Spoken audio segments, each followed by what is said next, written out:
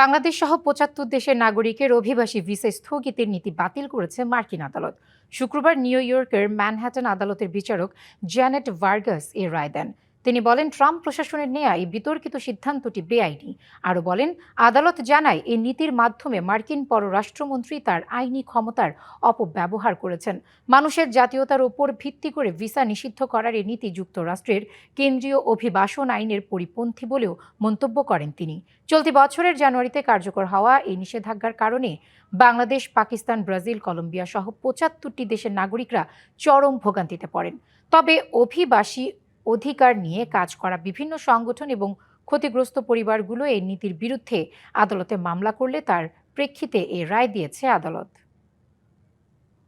নগদ নিয়ে এলো হার না মানা হার অফার। সর্বনিম্ন ১০,০০০ টাকা রেমিটেন্স নগদে পাঠালে থাকছে স্বর্ণের হার জেতার সুযোগ।